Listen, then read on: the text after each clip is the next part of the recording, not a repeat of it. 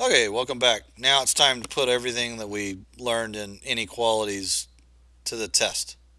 We got to see if we have to change our sign or not. We always have to remember that if we're multiplying or dividing with a negative. Um, and we have a word problem. So here we go.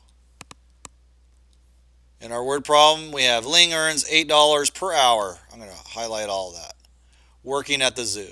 Write and solve an inequality that can be used to find out or find how many hours she must work in a week to earn at least. Remember that chart I told you about? Talked about at least $120. Interpret the solution. Okay, so things we need to know. $8 per hour. Well, if x is my variable, I know it's going to be 8 times x.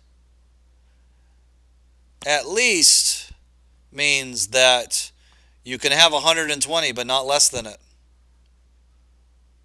So when I write my inequality, 8 per hour needs to be at least 120. It's okay to have more. It's kind of like if I said you need to bring at least $5 for the field trip tomorrow. $4 is not okay. $6 is because you brought at least 5. $10 is, $50 is. But not 4, not 1, or not nothing. So at least $120. How far or how long does she have to work? Well, draw your line.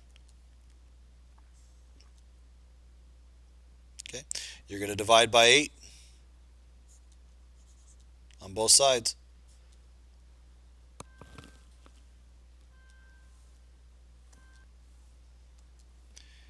Okay, so we divide by 8 on both sides. I get the x by itself.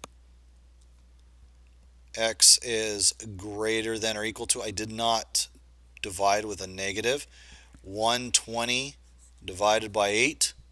Well, let's solve this. 8 goes into 12 one time. We get 8. You subtract. You get 4.